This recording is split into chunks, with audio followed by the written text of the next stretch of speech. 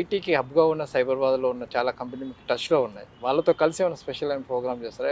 ఏమన్నా ముందుకెళ్తారా plans?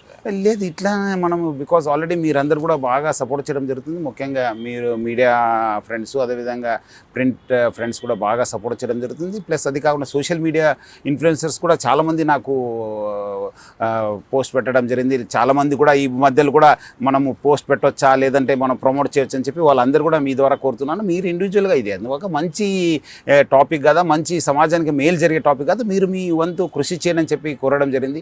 So definitely వాళ్ళతో కలిసి అవేర్నెస్ క్రియేట్ చేయడానికి ప్రయత్నం చేశాను. పోలీసులు అక్కడ ఉన్న బ్యూరో కావచ్చు, అక్కడ ఉన్న పోలీస్ వాళ్ళకు బికాజ్ దే రిజిస్టర్ కేసెస్ వాళ్ళకు ఇంకా ఆ స్కోప్ని ఎక్స్టెండ్ చేయడానికి అవకాశం ఉంటుంది. మా వైపు ఉండి ఒక అవేర్నెస్ ఇట్లా జరగొద్దు, మీకేమో జరిగితే పోలీస్ స్టేషన్ పోయి కంప్లైంట్ చేయని చెప్పి చెప్పేదాకా ఉంటుంది. కానీ ఇన్వెస్టిగేషన్ అంతా పోలీస్ ఒక బాధ్యత. సో వాళ్ళు డెఫినెట్లీ వాళ్ళు అక్కడి నుంచి మొత్తం ఇన్వెస్టిగేట్ చేసి, హోలిస్టిక్ ఇన్వెస్టిగేట్ చేసి మొత్తం ఈ స్కామ్ ఎట్లా జరుగుతుంది, ఏం చేస్తే మనం ఇది కాకుండా చూసుకోవాల్సిన బాధ్యత వాళ్ళపైన ఉంది. సార్, బెట్టింగ్ యాప్స్ ప్రమోట్ చేస్తున్న ఇన్ఫ్లుయెన్సర్కి మీరు ఏం చెప్తారు? ఎలాంటి వార్నింగ్ ఇస్తారు? సో వాళ్ళందరూ కూడా నేను కోరుతున్నాను, మీకు ఏదో ఈజీ మనీ వస్తుందని చెప్పి అలాంటి బెట్టింగ్ యాప్స్ని ప్రమోట్ చేయవద్దు. ఎందుకంటే చాలామంది నష్టపోతున్నారు. మీరు మంచివాడు, మీరు ఏదో మంచి విషయాలు చెప్తారని చెప్పి మీరందరికీ వాళ్ళు మీకు ఫాలో చేయడం జరుగుతుంది. సో మీరు వాళ్ళని ఏదో ఒక మంచితనాన్ని మీరు ఆసరా తీసుకొని మీరు వాళ్ళని ఏదో ఒక కమర్షియల్ యాక్టివిటీకి దింపొద్దు. మీరు say no to betting apps, ఎవరు కూడా బెట్టింగ్ యాప్స్ ప్రమోట్ చేయవద్దని చెప్పి నేను కోరుతున్నాను.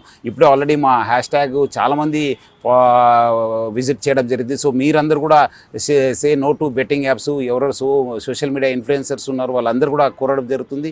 మీరు మళ్ళీ చేస్తే మీరే నష్టపోతారు.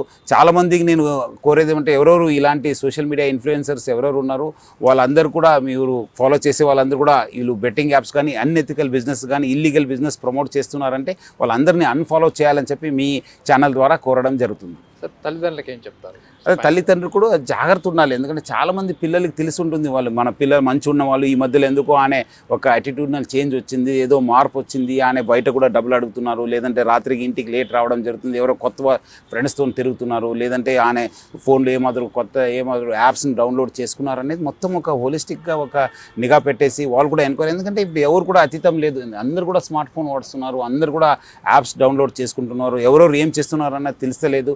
సో అందుకు అదేవిధంగా ఫ్రెండ్స్, రిలేటివ్స్ ఎవరి దగ్గర నుంచి అది డబ్బులు అడుగుతున్నారా, లేదంటే లోన్ యాప్స్కి విజిట్ చేసి వాళ్ళ దగ్గర కూడా డౌన్లోడ్ చేసి వాళ్ళ దగ్గర కూడా డబ్బులు అడుగుతున్నారు అనేది తెలుసుకొని వాళ్ళపైన యాటిట్యూడ్నల్ ఏమైనా చేంజ్ వచ్చిందంటే వాళ్ళు ఇమీడియట్లీ రెక్టిఫికేషన్ మెజర్స్ తీసుకొని వాళ్ళ పిల్లల్ని కాపాడుకోవాలని చెప్పి నేను పేరెంట్స్ అందరు కూడా కోరుతున్నాను.